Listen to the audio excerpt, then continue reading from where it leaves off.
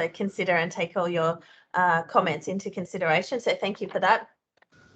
So today, we'll talk about psychology of emergencies. So Gary Rowe is here to tell you about that. We'll talk about a new law in Victoria prohibiting OHS insurances. We're answering a question about whether COVID masks are poisoning people with carbon dioxide. A new issue of eye strain and COVID. And I will tell you about some dangerous goods changes in Queensland.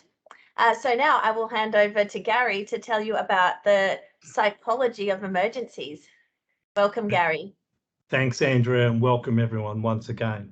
I came across this article in a book on popular psychology, so bear with me, and maybe it's my sense of humour, but I like the idea of thinking we have a lot of common thoughts and we think, gee, I think it's safer to go swimming at a popular beach because if I get into difficulties, someone will save me. It's more likely someone will save me. And whilst this is probably true on a beach, the article that I read put an interesting perspective on it. And it actually said the myth is that the more people present at an emergency, the more likely someone will help. So there's the myth. And what they showed is that this is not necessarily correct. And what I liked about the article is it offered two specific reasons why, or conditions that need to be in place for you to be confident that the people there are actually going to help you. And the psychology is the first part of the myth is if we have a lot of people there and something happens, the chances are someone else will have the knowledge, the skills, and maybe the motivation to act for us. And what you'll see in the image on the slide at the moment, what we're now seeing increasingly, particularly with mobile phones and cameras on every phone, is that people are more likely to want to film an emergency rather than act and save people. It sounds a bizarre situation, but one of my friends in Metro Trains said, Gary, whatever you do, do not collapse at Flinders Street Station. And I said, why not? He said, because when you wake up, so if you've collapsed, you'll have stacks of people all standing or crowded around you, but none of them are there to help you. They're all filming you. So if your tongue's hanging out and you're looking sort of bizarre because you've just fainted or something, that's what people do these days. And so it's a most unfortunate situation. And what I loved was one of the examples. And they said, as part of these studies, to show whether what we're just talking about is true. And so they had participants in the study and they took them into a room to read an article or do a test or something of that nature. Unbeknownst to them, while they were performing this task, they had the air conditioning system rigged to pour smoke into the room via the air conditioning system. Now, most of us would think if this is happening, there's either a fire or something dramatically wrong if something's coming out of the ventilation vents, which is not just clean air. And what they found was that participants, if somebody else was in the room with them and they did not show alarm, then the person who they were studying, and they didn't know this, was more likely to stay in the room because they looked around. No one else was alarmed at what's coming out of the ventilators, the smoke coming out of the ventilators. And so they figured, I must be mistaken, because if this was a real emergency, others would act and they would show alarm and they would leave. And one of the participants in the research not only stayed in the room, but stayed in the room until they couldn't even read the paper in front of them. That's how thick the smoke was in the room. So, as I said, maybe it's my dry sense of humour, but I love this idea of how extreme some people's reactions or lack of reactions may be, because we just assume everyone will immediately react to an emergency and show a sense of urgency. So the criteria that they set out in this study was two things had to apply if you think people around you are going to help and assist. And number one is that the people around you also quickly recognise that this is an emergency. I think if somebody's drowning and they're waving their arm and shouting and telling you that, we know it's an emergency. You know that sometimes in swimming pools, people have been waving their arms and they have drowned and no one realised because there was a lot of noise and shouting, and so they did not recognise that it was a real emergency. They think somebody's just waving to somebody else or something else is happening. So number one, people have got to recognise that it is actually an emergency. And the second condition, which I've just mentioned, is that then the people around you have to also show alarm. And if they don't show alarm, the chances are that we're going to question our own judgment.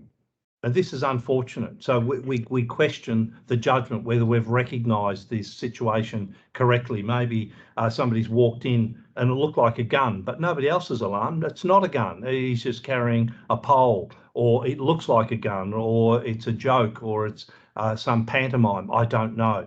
So generally, it's the people around that will react quickly and show that alarm for you to know that this is a genuine emergency.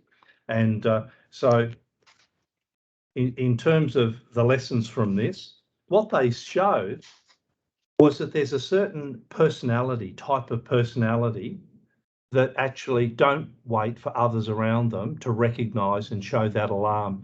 And they refer to them as like individuals. And you and I would know these odd individuals, and they're not common. I think most of us are more common, if you like, with our personality and reactions. But the individualist doesn't care what they look like or what you think what they look like, how they dress, how they behave, style of car, and whatever else that they do.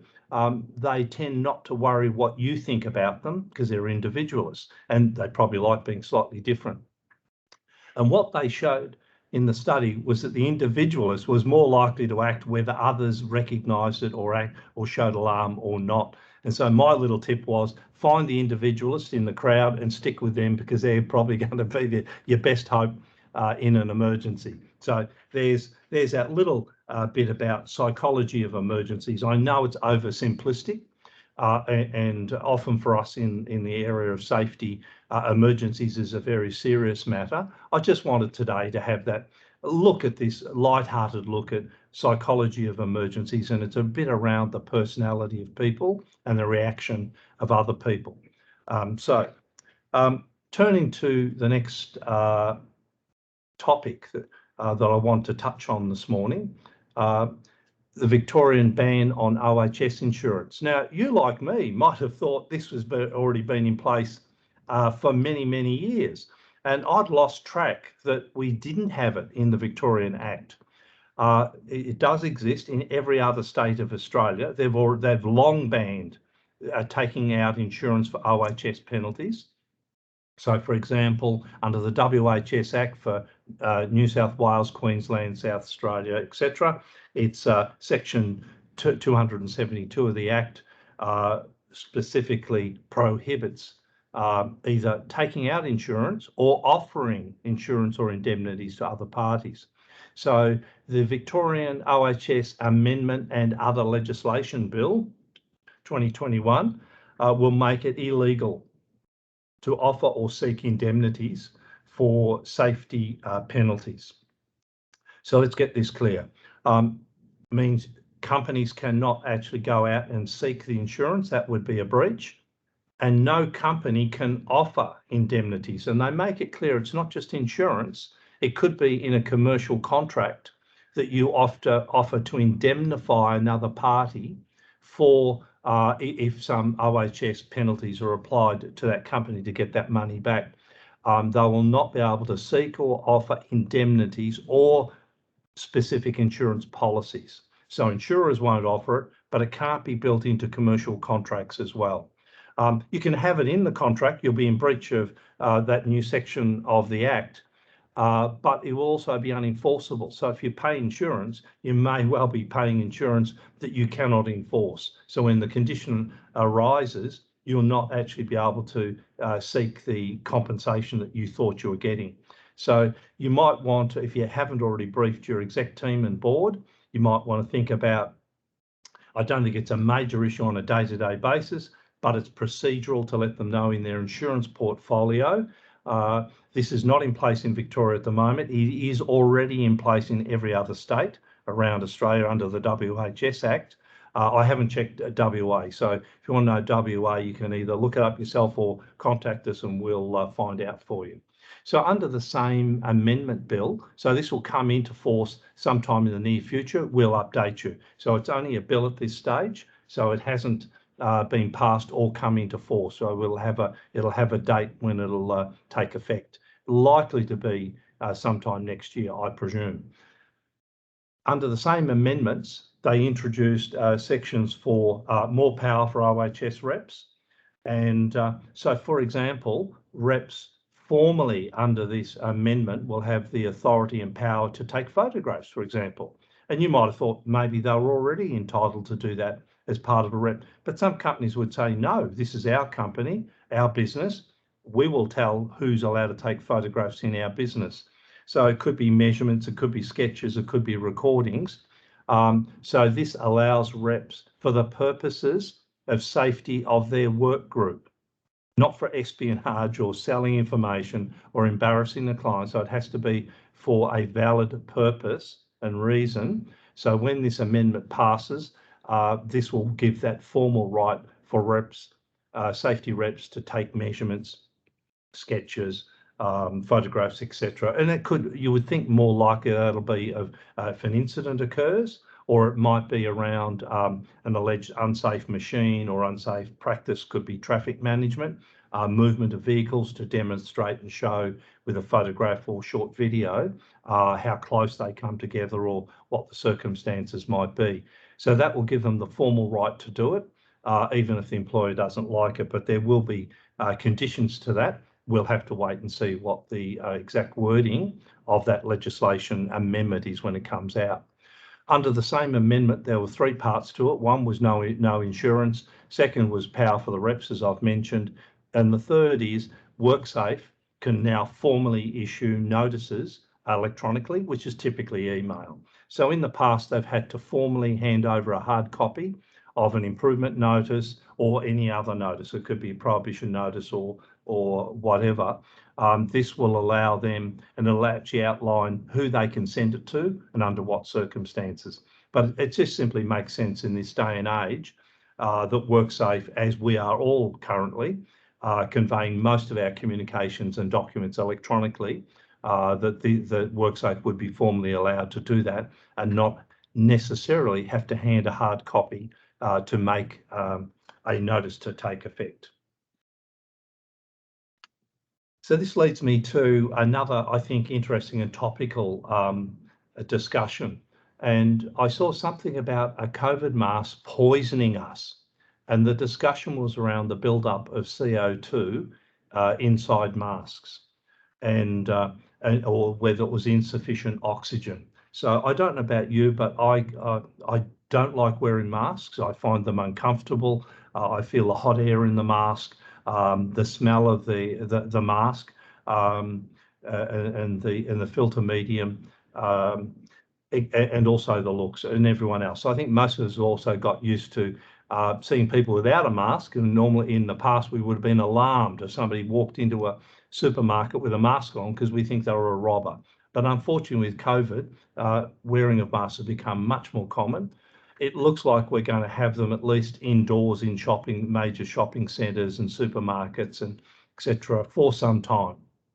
It'll be nice when we can get to the point where we've got COVID suppressed enough that we won't need that even indoors. But it looks like it's going to be with us for a while. So let's have a quick look at what the situation is in relation to masks.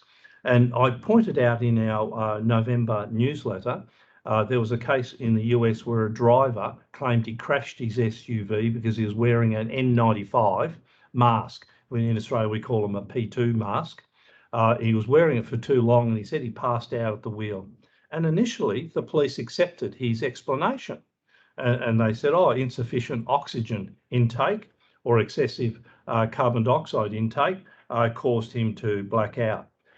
But apparently, and I think sensibly, the police reviewed that situation and came back and amended it to say, didn't know with 100% certainty that excessive wearing of an N95 mask was a contributing factor.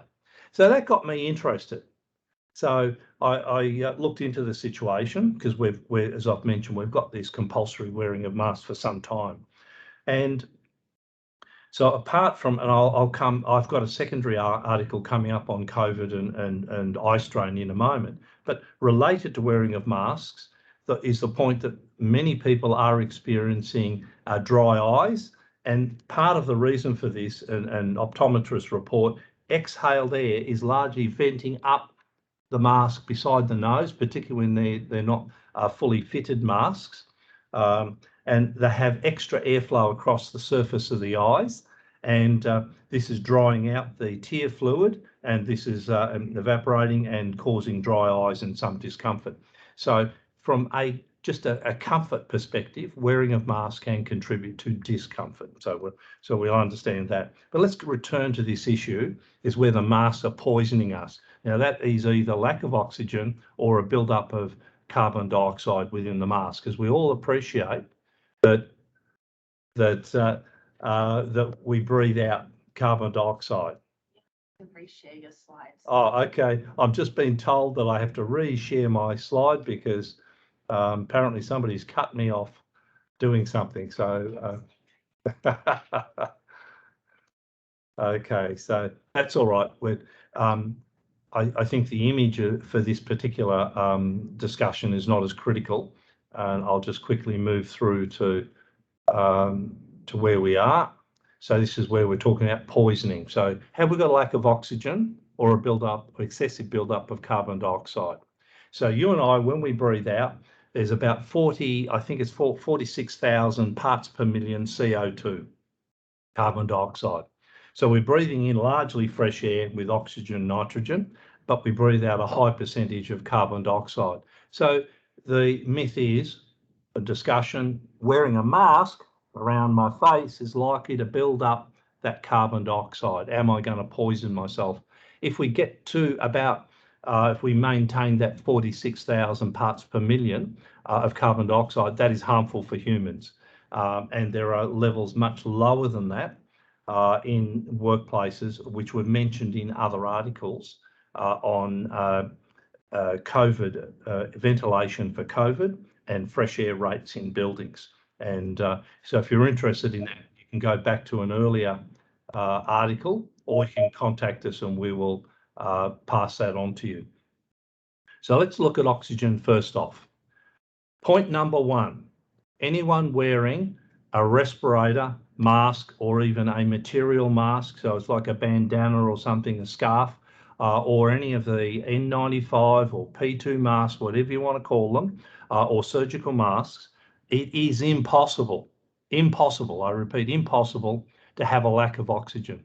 Oxygen molecules are small enough to pass through the filter medium, and you will always have sufficient oxygen.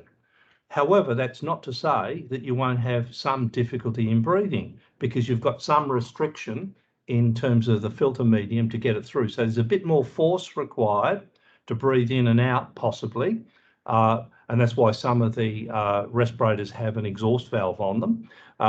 But you will never have a lack of oxygen, because the oxygen molecules can absolutely go through that medium and materials in all cases. So now let's turn to carbon dioxide and rebreathing of it that might recirculate within the mask. And the research shows that you will never reach the level that would actually be directly harmful. However, some people do experience a little bit of, if you like, discomfort, fatigue, or dizziness, and they are valid reasons for your staff to say to you, I do not like wearing a mask. As I've said declared at the start of this little segment, I personally don't like wearing masks. I wear them when I have to, but I don't like it. And but that's very different to say that they're poisoning you.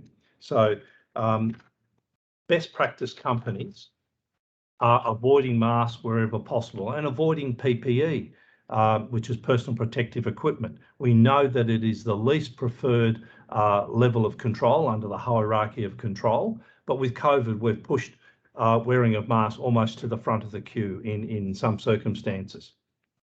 And so best practice is, how can I actually avoid wearing masks? Maybe it's absolute space, maybe it's working at home, maybe it's working remote, or we've got so much social distancing that we don't need to do it. We also know that outdoors is more than 10 times less risk of not only conveying COVID, but cold, flu, and other viruses. So social distancing, all the normal good practices will in fact avoid that.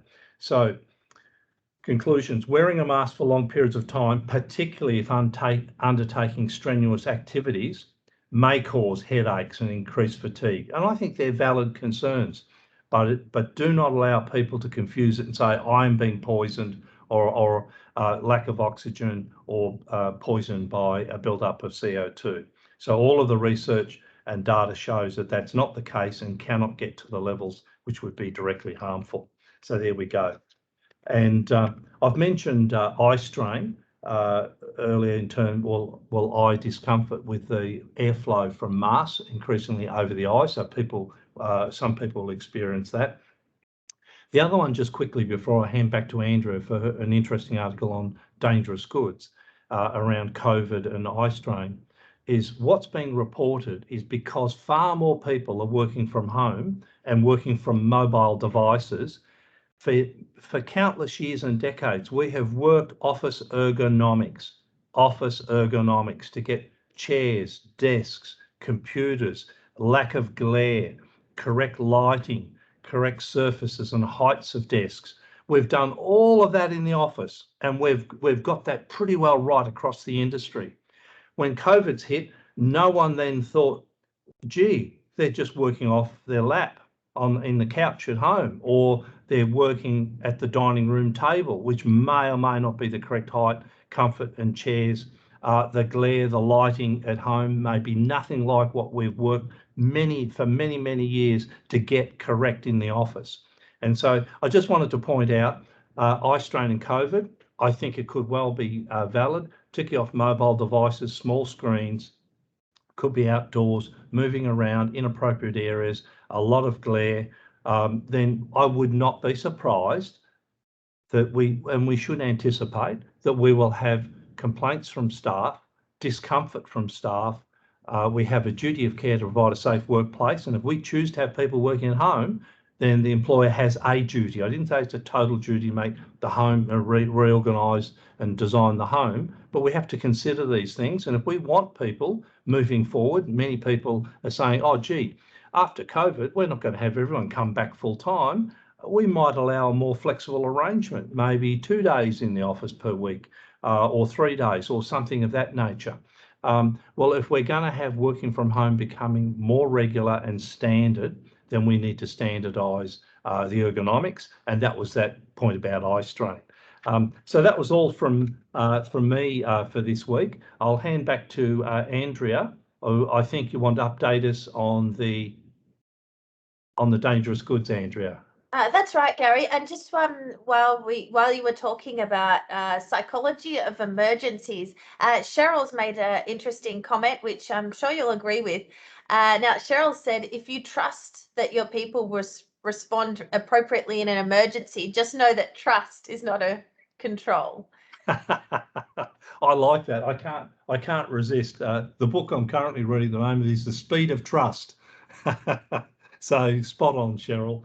Thank you. I haven't got through it. I'll probably update you that with one of our upcoming monthly safety briefings. So back to you, Andrea, for dangerous goods. Thanks, Gary. Now, this update is a result of our senior consultant, Stephen, was having discussions with WorkSafe in Queensland to understand about, their key focuses to regulating dangerous goods safety.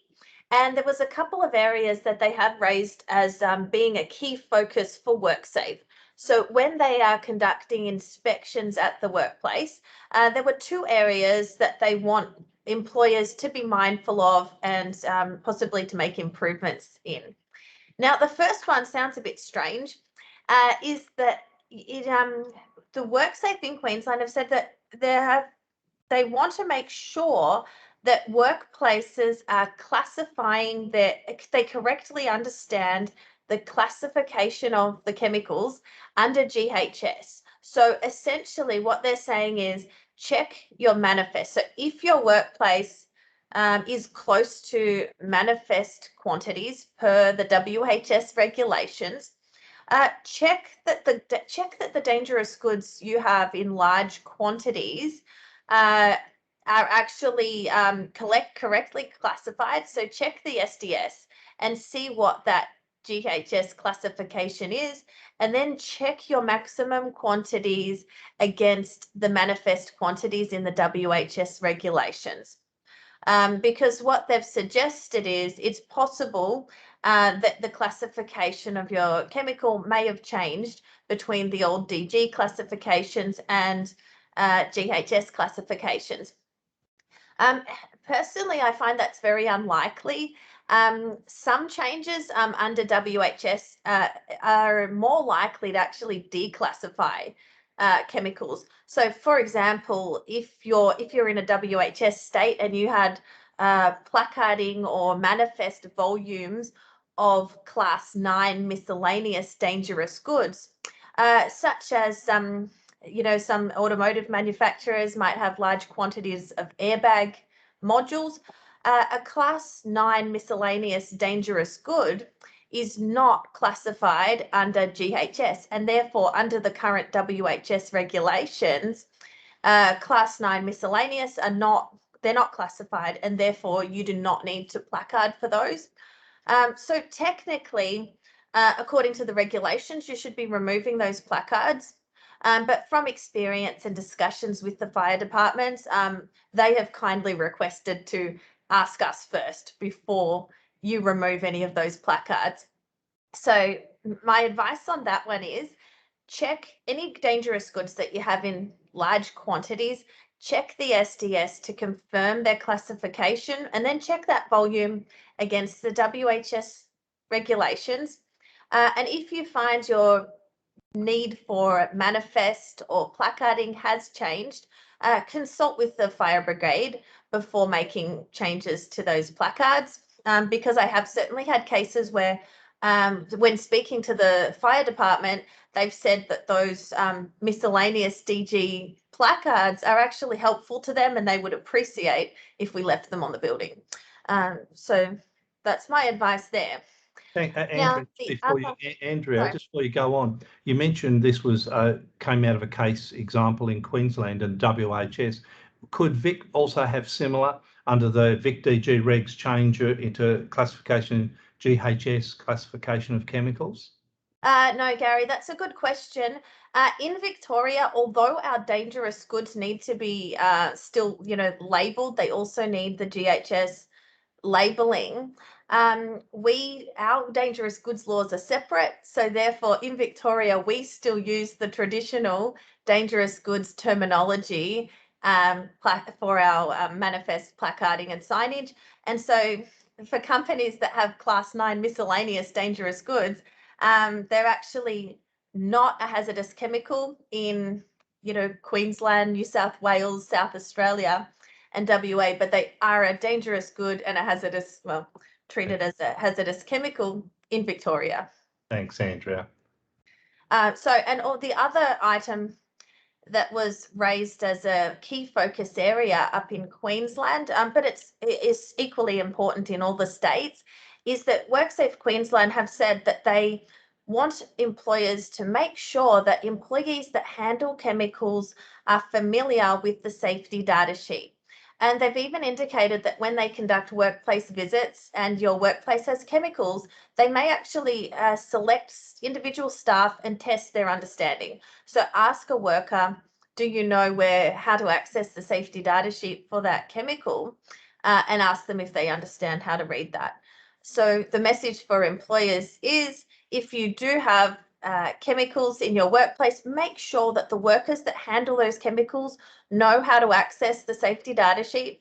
Now, that can be a physical hard copy safety data sheet, or if you have them on an online database such as ChemAlert or ChemWatch, make sure that the workers know how to access those. It helps to also display the information and tell workers who they can go to get help with that, and make sure that they understand what they're looking for on the safety data sheet. So, for example, that they know to look at section 2 for the classification and hazards information. So thank you for that. I'll hand back over to Gary to tell you about next month. But please feel free to share your comments with us either in the chat or follow-up email. So thank you, everyone. Thanks again, Andrea, for that. Next month, we're coming into both warmer weather, we believe, and also many of us are starting to look at more travelling around and holidays.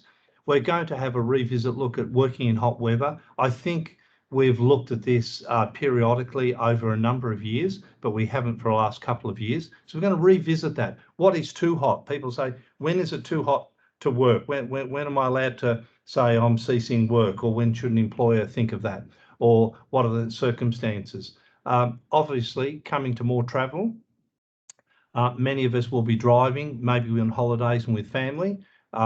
Driving in cars is probably the most serious risk most of us are exposed to on a regular basis. So we'll revisit Gary Rowe's driving safety tips, and you might be surprised. It boils down to one thing. I'll tell you in our next in our December newsletter.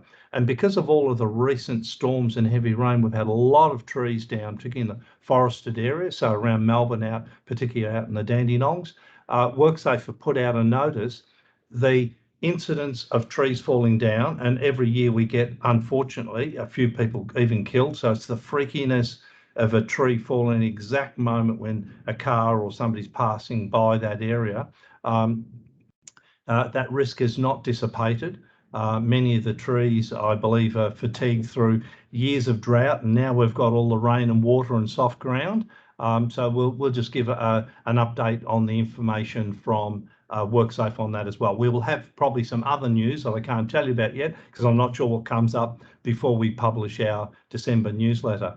So that's all we've got for today. We're a few minutes over. I do apologise. We try and keep it within the half hour so you can have morning coffee and possibly listen and just get a brief update on safety news, the things that are happening around the traps. So thank you once again for joining us, and we look forward to seeing you again next month. Thanks, everyone, and bye. Thanks, everyone. Much appreciated. Have a great day.